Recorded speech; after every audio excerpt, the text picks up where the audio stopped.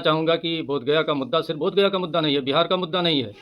समस्या पैदा की गई है बिहार सरकार के अधिनियम द्वारा, तो उसका समाधान भी वहीं से होगा, जहाँ से समस्या पैदा की गई वहाँ से समाधान होगा। पूरे अंतर्राष्ट्रीय जगत में भारत की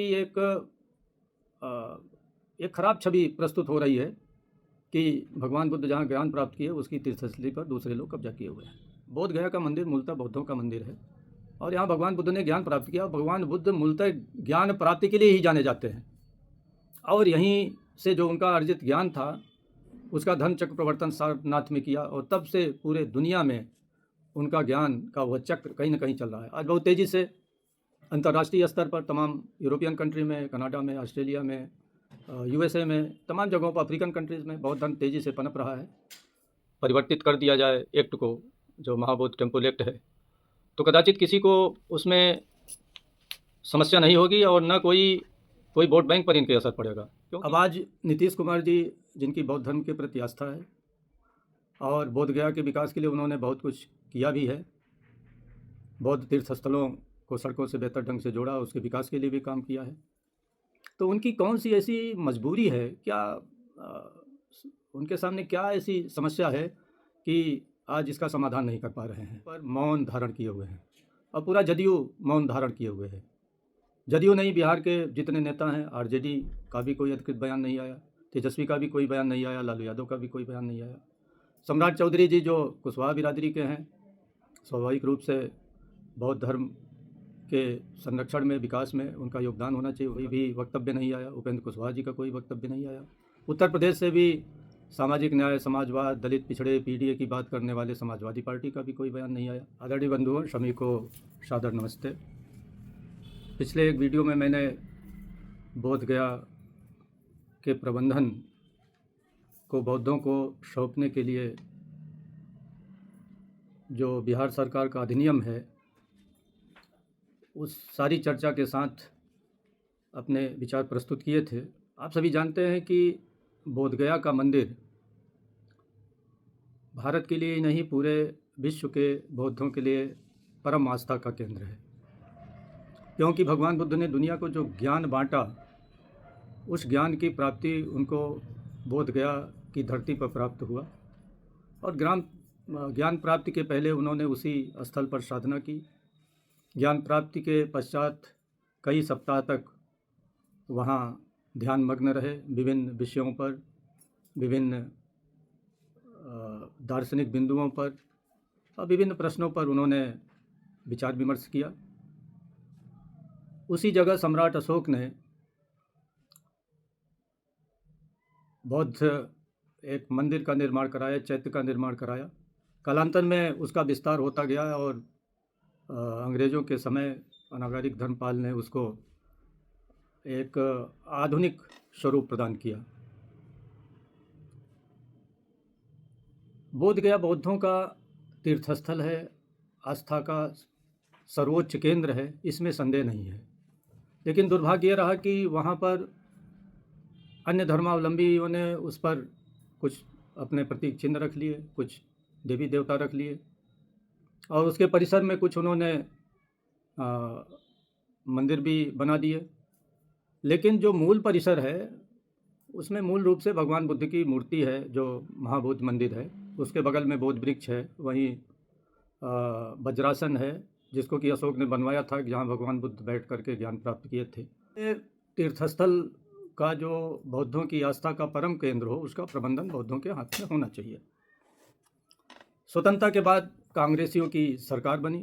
हालांकि नेहरू जी ने सम्राट अशोक के जीवन से बहुत प्रेरणा ली और भारत के संविधान में तमाम अशोक की विचारधारा, उनके दर्शन, उनके दृष्टि, उनके विजन को उसमें पिरोया और अशोक के लाट को भारत का राजकीय चिन्ह बनाया और अशोक चक्र भारत के तिरंगे झंडे के बीच शोभायमान है।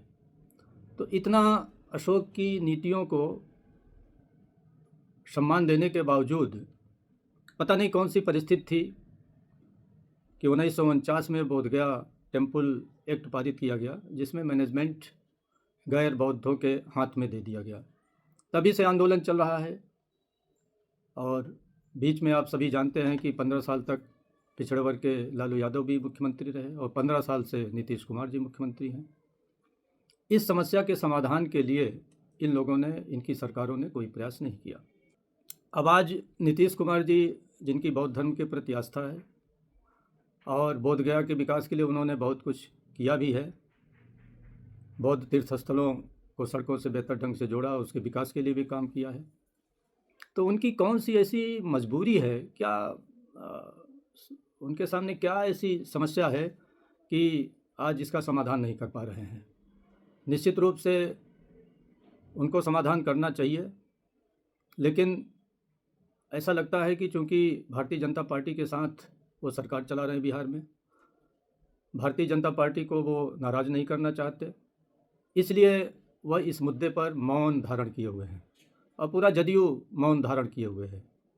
जदयू नहीं, बिहार के जितने नेता हैं, आरजेडी का भी कोई अधिकृत बयान नहीं आया, तेजस्वी का भी कोई बयान नहीं आया, लालू यादव का भी कोई बयान नहीं आया। सम्राट चौधरी जी जो कुशवाहा बिरादरी के हैं, स्वाभाविक रूप से बौद्ध धर्म के संरक्षण में, विकास में उनका योगदान होना चाहिए, उनका भी कोई भी वक्तव्य नहीं आया। उपेंद्र कुशवाहा जी का कोई वक्तव्य नहीं आया। उत्तर प्रदेश से भी सामाजिक न्याय, समाजवाद, दलित, पिछड़े, पीडीए की बात करने वाले समाजवादी पार्टी का भी कोई बयान नहीं आया। ये जो सामाजिक न्याय की बात कहने वाले बड़े बड़े जेएनयू और डीयू के प्रोफेसर हैं, जो रात दिन बैटिंग करते रहते हैं कि भारतीय जनता पार्टी बहुत ख़राब है, पिछड़े दलित चेतना संपन्न नहीं है, जागरूक नहीं है, सो रहे हैं, और उनका मकसद होता है कि वो सपा, बसपा या आरजेडी के लिए बैटिंग करते हैं, वो भी इन मुद्दों पर आज कुछ नहीं बोल रहे हैं। उनकी ओर से कोई वक्तव्य नहीं आया। आज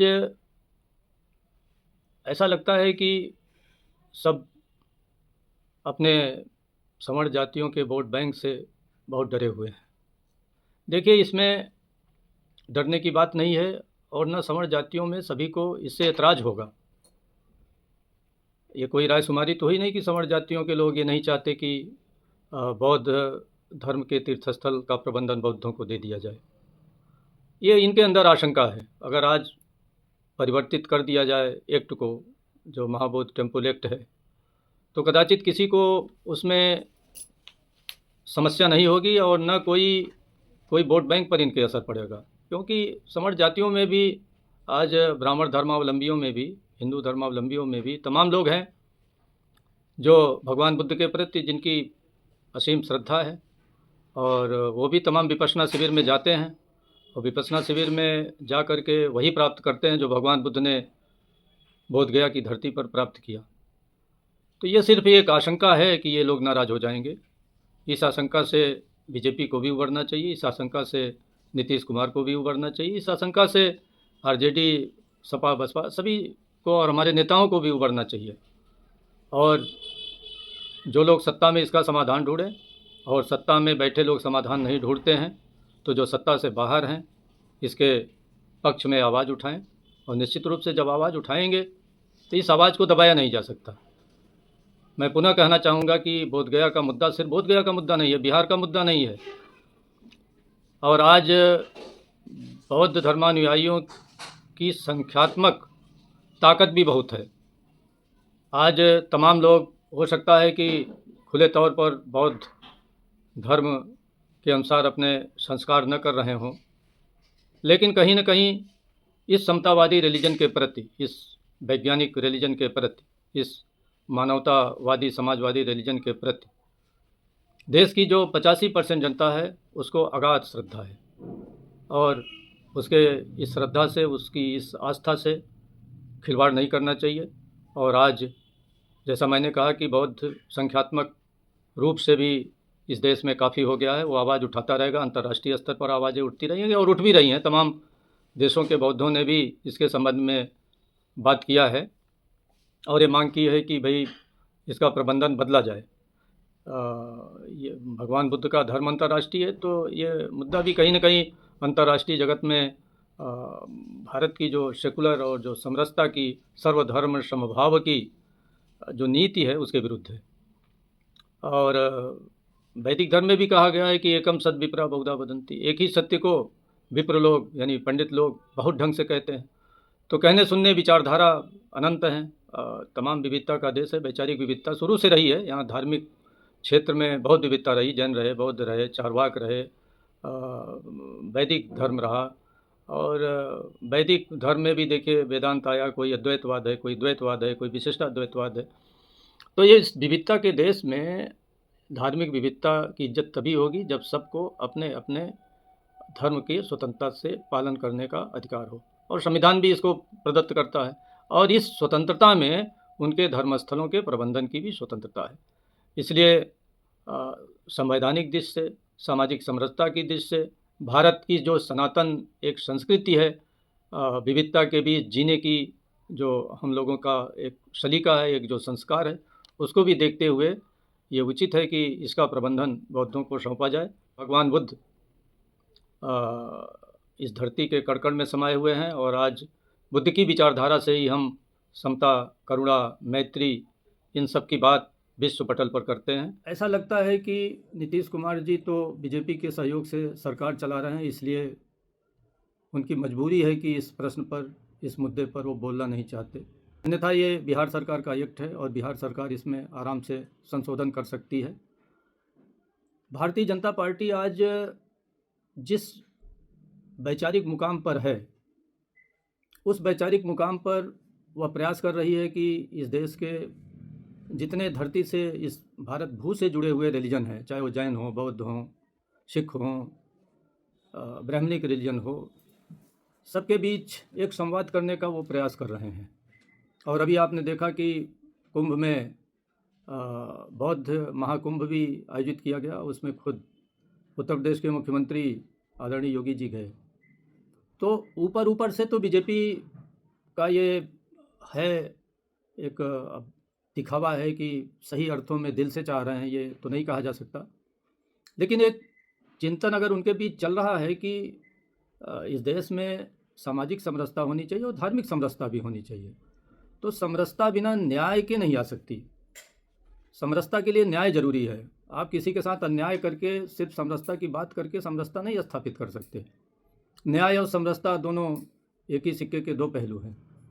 तो इस देश के जितने धरती से जुड़े हुए, भारत भू से जुड़े हुए रिलीजन हैं, अगर सभी को आप सनातन परंपरा में लेते हैं, एक इनका ये भी कहना है कि सभी हिंदू हैं, तो सभी हिंदू हैं तो हिंदू धर्म की एक शाखा है, तो आप उस शाखा का जो वैध हक है उसको क्यों डिनाई कर रहे हैं, उसके प्रति क्यों उदासीन है? ये उदासीनता जानबूझकर है या यह उदासीनता ये कहा जाए कि आप बोलते कुछ हैं, करना कुछ चाहते हैं? तो इतना बड़ा बौद्धों के आस्था का केंद्र है, इसका प्रबंधन बिहार सरकार अगर एक्ट में संशोधन कर दे या उसको रिपील करके नया एक्ट लाए या संशोधन कर दे, जो भी जैसी सुविधा हो, तो ये समस्या का समाधान किया जा सकता है। और समस्या का समाधान, चूँकि समस्या पैदा की गई है बिहार सरकार के अधिनियम द्वारा, तो उसका समाधान भी वहीं से होगा, जहाँ से समस्या पैदा की गई वहाँ से समाधान होगा। और बोध गया में मैं तो विजिट किया हूँ, वहाँ गया हूँ, ऐसा कोई बहुत बड़ा मुद्दा भी नहीं है कि वहाँ गैर बौद्ध के, जैसे गैर बौद्ध के बहुत ढेर सारे मंदिर होते, ढेर सारे वहाँ देवी देवता होते, ढेर सारे प्रतिष्ठान होते, या बौद्ध धर्म के किसी बड़े महापुरुष से, उनके जो श्रद्धा के केंद्र हैं उनसे जुड़ा हुआ कोई स्थल होता, तो एक होता कि भाई चलो संयुक्त प्रबंधन है या उनके हाथ में प्रबंधन है, मिलजुल करके प्रबंधन करें, तब भी बात समझ में आती। वहाँ तो बोध गया एक्ट मूलतः वज्रासन, महाबोधि मंदिर और वो अंदर का जो परिसर है उसके प्रबंधन के लिए बना है। तो उसमें तो कोई गैर बौद्ध न कोई मंदिर है, न कोई देवी देवता है, न कोई प्रतीक है। एक अनावश्यक चेष्टा करके वहाँ शिवलिंग स्थापित कर दिया गया है। उसका भी समाधान कर सकते हैं अगर इस देश में सौहार्द चाहते हैं। इस देश में आप मानते हैं, एक तरफ तो आप कह रहे हैं कि हिंदू धर्म के ही सभी शाखाएँ, हिंदू धर्म की शाखाएँ, तो एक शाखा को आप बेइज्जत करने में क्यों लगे, उसके हक अधिकार को छीनने में क्यों लगे हैं? तो अगर इस देश में मिलजुल करके रहना है, समरसता के साथ रहना है, तो सभी के धर्म का इज्जत करना पड़ेगा, उनका जो वैध हक है उसे देना पड़ेगा।